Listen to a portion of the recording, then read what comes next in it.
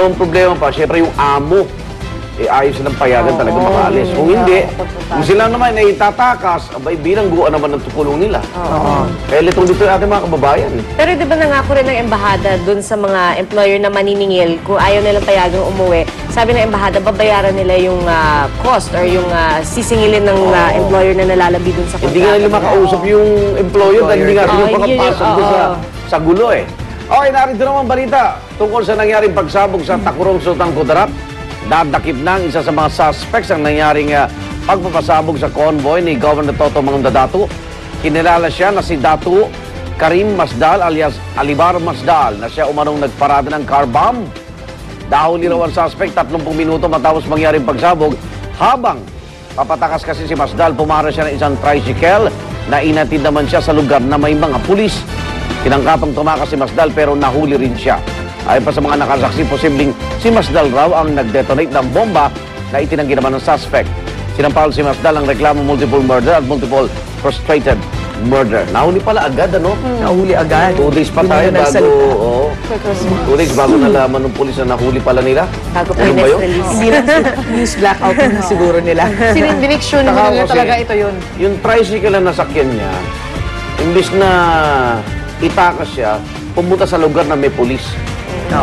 Kasi bumili na sigarilyo at nung nagkagulo, sabi nitong si Masdal, tara na, kukontratahin na kita. Kung magkano yung kita mo sa maghapon sige na, takbo na tayo. Kasi nakita siya bumaba sa Kia at tumawid, bumili na sigarilyo. Wow. Maya-maya sumabog na nga. Talagang Sabi niya, kaya siya tumakas, lahat naman daw nagtakbuhan.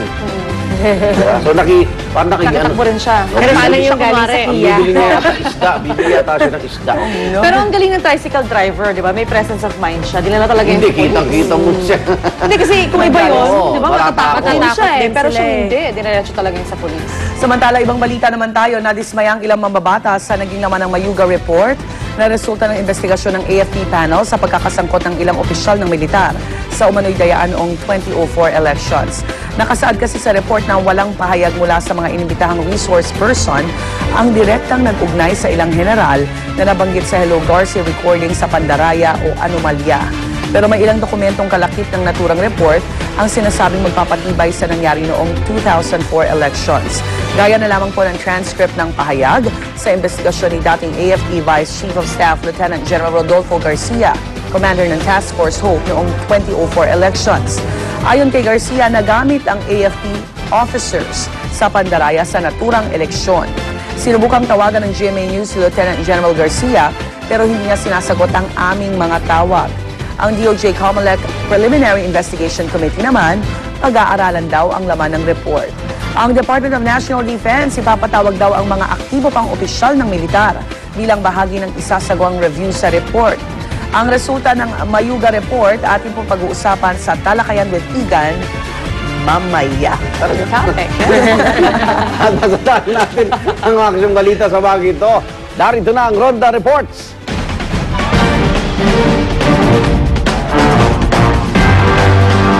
Isang babaeng call center agent nahulog sa isang creek sa Meralco Avenue, Pasig City. Kanina madaling araw yan.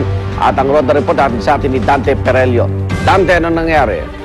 Yes, Igan, ma-action nga ang tagpo habang pinagtutulungang iahon ng mga rescuer ang isang call center agent na nahulog sa may 50 talampakang lalim na creek sa Meralco Avenue, Pasig City, pasado 1:00 ng madaling araw kanina. Igan, bagamat may malay tao itong biktima, halatang iniinda nito ang sakit dahil sa tinamong bali nito sa paa. Bago raw mangyari ang insidente, Igan, 1 oras na nag-break sa trabaho ang biktima. Pero nang tawagan na ito ng kanyang boss para muling bumalik, ay hindi na raw ito makontak. Igan, isang gwardya sa katabing establishmento ang nakakita sa biktima matapos makarinig ng ungol ng babae na humihingi ng saklolo. Tumanggi namang sabihin ni Igan ng babae kung ano ang dahilan, bakit siya nahulog. Kaya nananatiling palaisipan sa mga otoridad kung bakit siya nahulog. Ito raw ay maaari bang tumalon, itinulak o aksidenteng nahulog. Pero Igan, malaki ang hinala ng mga otoridad na tawag ng kalikasan ng dahilan. Pang-apat na kaso na raw ito, Igan, ang pagkahulog sa creek at 2 na raw ang namatay dito, kaya maswerte pa rin daw ang biktima na nakaligtas ito. Ang buong detalye ng balitang yan, Igan, abangan mamaya sa akin pagbabalik sa unang balita. Dante, wala bang restroom yung call center niya? Igan, kasi ang sinasabi kasi nito ay nag-break daw ito at lumabas, kumain sa labas. Maaaring ang nangyari daw, inabutan nga ng tawag ng kalikasan, kaya maaaring pumasok siya doon sa isang madilim na bahagi at masukal na lugar ng creek. Pero malabo naman tumalon niya, no? Nagpakamatay, humihingi nga ng tulong. Di ba? Oo, Igan. Baka nadulas. At saka, Madilim ba yung lugar, Dante? Madilim ba yung lugar para hindi niya mapansin yung creek at wala siyang kasama? Mag-isa lang sa Igan at madilim yung lugar. May kadulasan ba yan? Masukal sa Igan, actually, dati na raw itong hinarangan ng mga barangay officials, pero marami raw pumapasok doon sa lugar ng mga nangangalakal. So hindi rin pansinin yung creek. Madilim. Madilim talaga, Igan. Nakita natin nung nandun tayo. Walang ilaw doon sa lugar. Okay, at ligtas siya, no? Maraming salamat. Detalye mamaya, Dante Perelio sa unang balita, ay atin niya yan. Okay. Samantala, eto naman, kung yung babae nahulog sa creek, eto naman, lalaki, sugatan naman siya habang nagbabike. Matapos naman niya salpukin ng isang van sa Pasig City kagabi. Yan naman ang ronda report ni Haji Rieta. Haji. Yes, Igan, na isang lalaki nga ang bigla na lang daw sumalpok sa isang puting van sa may kahabaan ng J. Vargas Street, Corner Ladosa Street, sa may Barangay Ugong, Pasig City, alas 11:30 kagabi. Ayon sa driver ng puting van, hindi niya raw napansin ang lalaking nagbibisikleta na bigla na lang daw sumulpot sa kanyang daanan at yung sumalpok dito sa kanyang van. Yung puting van na sinakyan ng driver, Igan, ay UP yung tagiliran niya dahil siguro sa lakas ng pagkakabangga ng lalaking ito. Sa ngayon, Igan, na dinala sa Rizal Medical Center ang lalaking bumangga sa puting van. Igan? Maraming salamat, Haji Rieta. Umantong naman sa trahedya ang paghatid sa huling hantungan ng ilang nakikipaglibing. Ito po'y nangyari sa Barili, Cebu kahapon. Sakay ng dump truck ang 60 tao nang mawalan ng preno ang driver sa patausdos na bahagi ng isang kalsada.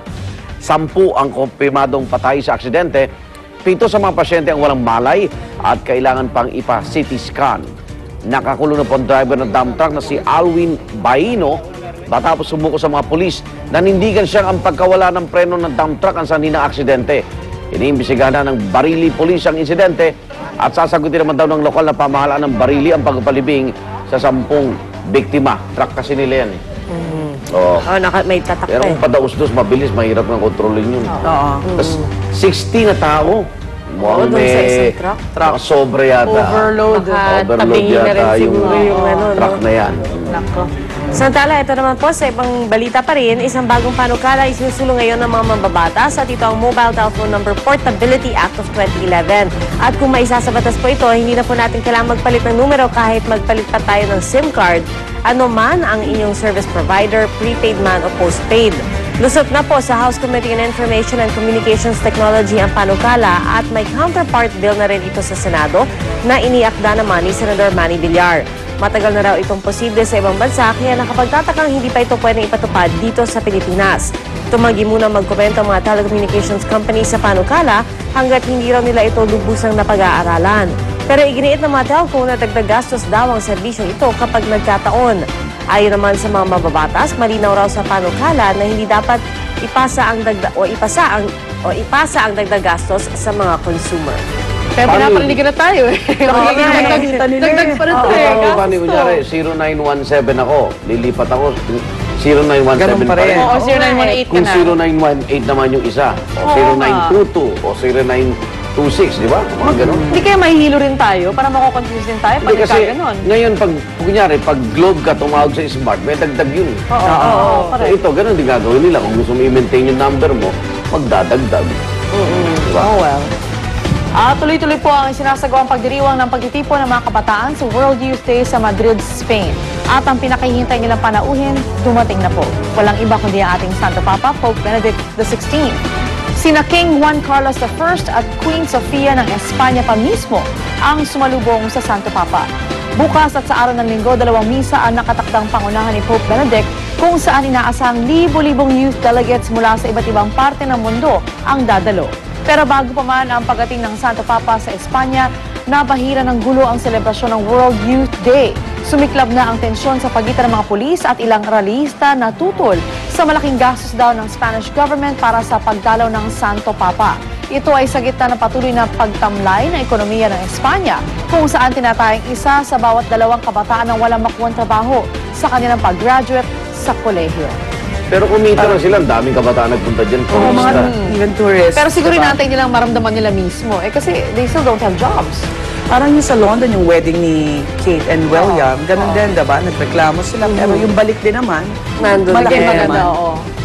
Sa China naman, patay ang 6 na tao habang 5 naman nasugatan sa karambola ng mga sasakyan sa isang expressway doon. Isang mega karambola po kasi ang nangyari kung saan 31 cargo trucks ang bumangga sa isa't isa. At karamihan sa mga ito ay mga naglalakihang semi-trucks na may dalang uling.